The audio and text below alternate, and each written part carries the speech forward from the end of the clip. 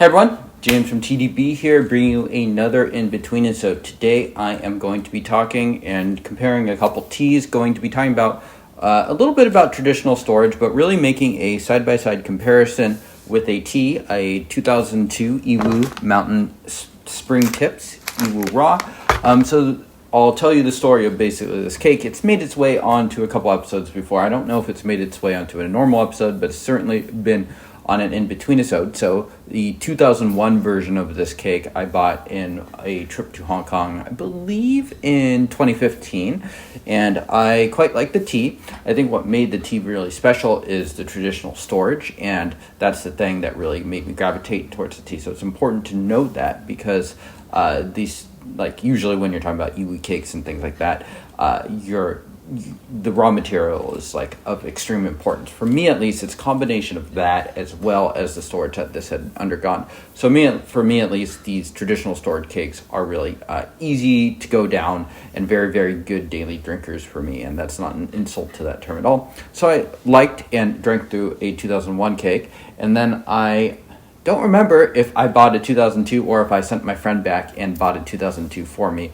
Regardless, I acquired a 2002 a couple of years later. Have not drank through that nearly as fast. It's been in deep storage. In fact, I think I'm going to promote it into my normal storage now because it's a tea that I've always liked quite a bit. The 2002 version was very, very similar to 2001, basically from the same vendor, presumably stored the same way, traditionally stored. And so basically, at that point, I was just enjoying the tea. It's not one that I intended to bring back onto Inbetweenisode. And then I think about a year ago, my friend pointed out that Scott over at Yunnan Sourcing had acquired a wet stored version. This one had been stored both in Kunming, but notably Jinghong, which is in Yunnan, but unlike Kunming, is relatively hot and humid. And he had said this cake had basically undergone some of that wetter storage. And so I kind of bookmarked that, and eventually, a few months ago, I did end up ordering a sample of that, so that's what we have here. So we're going to be comparing the 2002 version, which is nice because it's actually the same year as well, a version of the Spring Tips from Scott over here. And here is the traditionally stored version that I acquired from Hong Kong. Prices, in the end, about the same for these. I think the Hong Kong may have been like a few dollars cheaper, but that was also years ago, so I think Scott's very reasonably priced.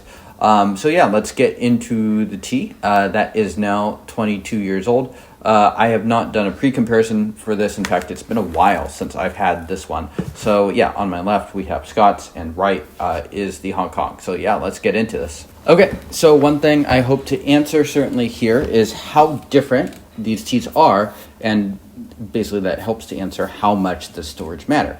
And so the interesting thing about this comparison is these teas have both undergone what some people would say is like wet storage. So how much does that specific methodology matter? Like how different are these teas? Because this is not an example of dry versus wet. This is something where we have a Hong Kong traditionally stored tea stored by a very specific vendor. And please note that you could have a traditionally stored tea by another Hong Kong vendor, and their methodologies might be a little different, and the teas might be different as well.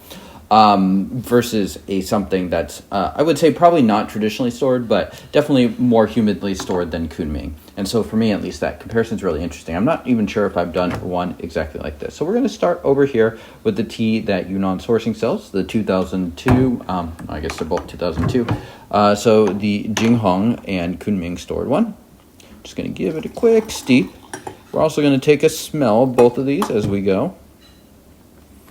Why am I using one Chanai? Simplicity. Just, that's it. Interestingly, this smells completely different from my memories of the Hong Kong one. Almost a little smoky, definitely a little woody.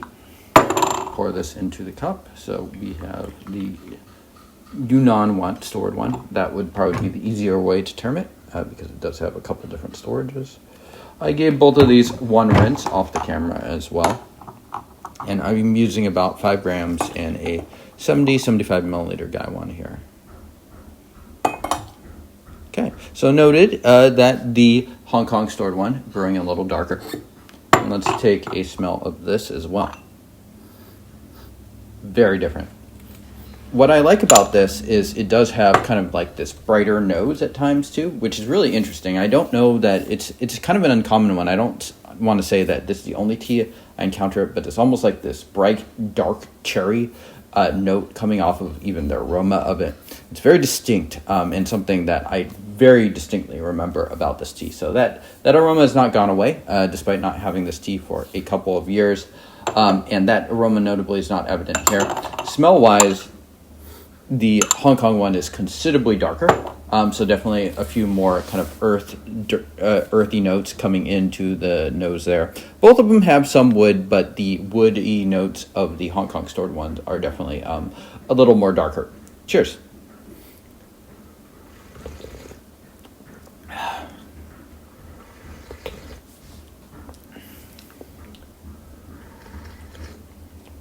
So definitely woody, fairly smooth overall. There's still a fair bit of sharpness. This definitely still tastes like a raw pour. Definitely still some room to mature here. Yeah, nice round body. Yeah, so still a bit of sharpness. And let's go over to the Hong Kong version, steep number 1. Probably do, I don't know. I mean, honestly, if you want to be really scientific about it, well, you should be using separate cha hais, but you should do probably like 4 or 5 steeps. I think I'm probably going to make it to 3, something like that, maybe 4. Just seeing how this goes. Cheers.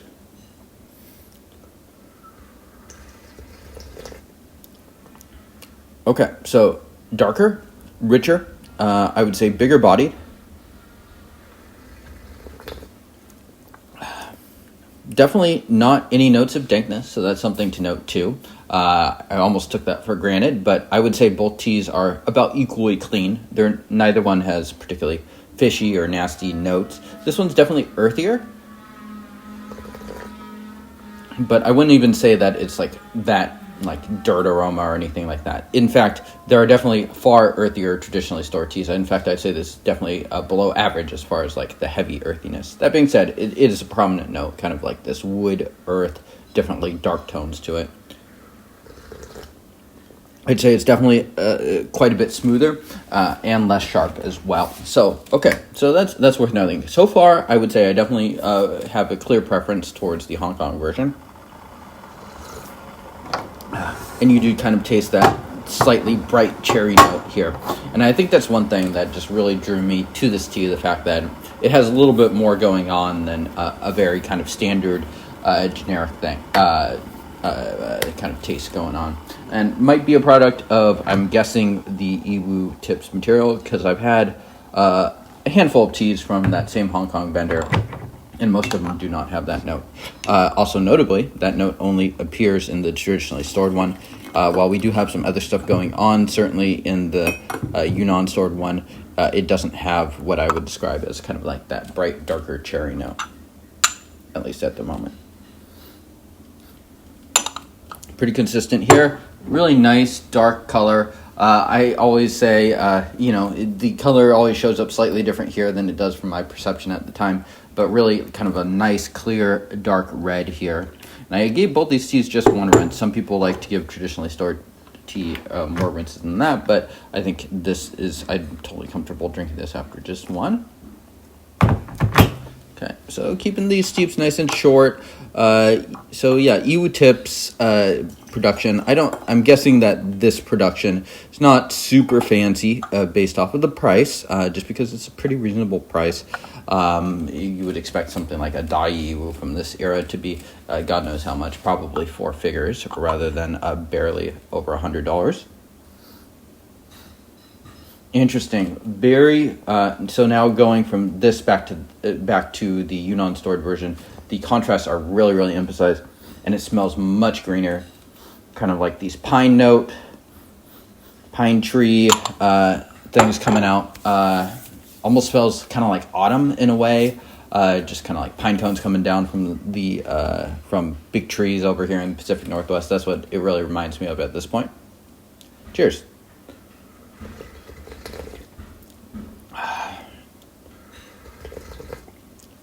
That's really smooth. I mean, honestly, this Hong Kong version, I don't know why I don't own a couple more cakes. I really should have bought a few more. It's a really solid tea, and definitely one that probably doesn't need a whole lot more aging. You could probably tell that this is a raw, not a ripe. You're not getting like those really rich ginseng things going on. And this definitely could get a little bitter if you really push it, but this is really at a pretty good spot to drink, I think. It's just very, very smooth. Despite pushing it, it's got a good body. It's a little oily as well.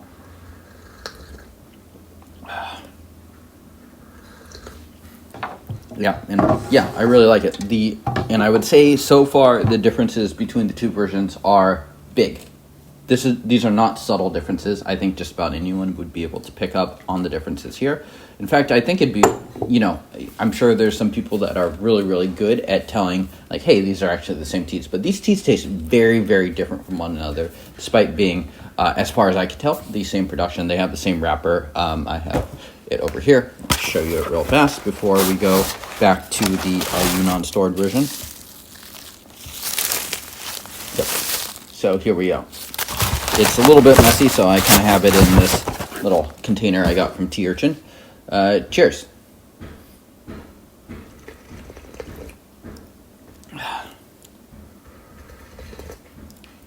Okay, that's getting a little stronger too.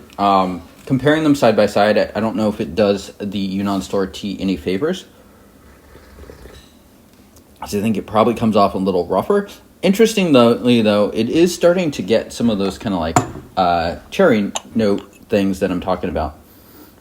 It's not totally absent, but definitely like a higher noted woodiness. Like if we're just kind of measuring in terms of like tenors, like we're talking about real low notes here. Although maybe it's like traditionally stored tea, the average replacement level one, you're going to have like notes like this, and then this Yiwu Buds traditionally stored has notes like this, so a little more high notes than you'd expect. And then this Yunnan stored one is more like way over here. So a little bit of overlap certainly, but there's a significant difference. Tastes pretty good though. I would say they have similar levels of aftertaste. There's definitely a little significantly more astringency to this tea.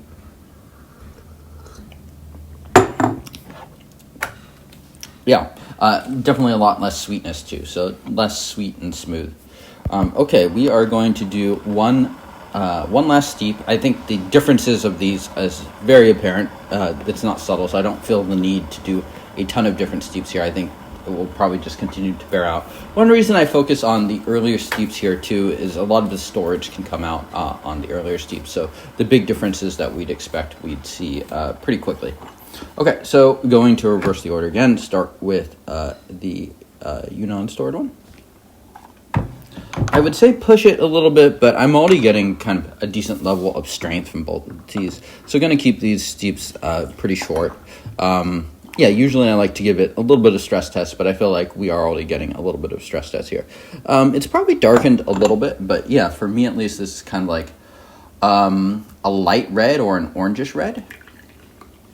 Okay, and then back to Hong Kong stored. Notably, also, I don't know if I said this, but the dry leaf of them, you could tell that the Hong Kong one is considerably darker. Okay, a little darker here for the Hong Kong one. They are starting to converge a little bit. I'd say this is more a solid red or maybe even a darkish red. Maybe not maroon, but getting towards those colors. Yeah, I really like the aroma on that one. I usually have this tea in a pot, so that's something that doesn't quite come out as prevalently when you're brewing it that way. Oh, man, the aroma difference is huge. Just kind of like that higher noted pine scent. Like this tea almost smells super pungent and rough in comparison to the Hong Kong one. Cheers.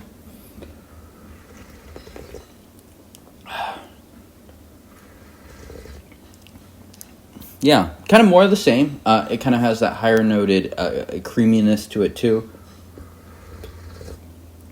Definitely not bad, but I don't think this is something I would turn to particularly regularly to try. It's all right, but I do think it suffers a little bit in comparison to the Hong Kong one, which really, really fits my preferences. I do suspect some people are going to prefer different teas when it comes to this. But for me at least, it's kind of a no-brainer. In fact, this is probably one of those traditionally stored teas that's a pretty good intro for someone that hasn't had this flavor profile before. Okay, yeah. So the Yunnan version is fine.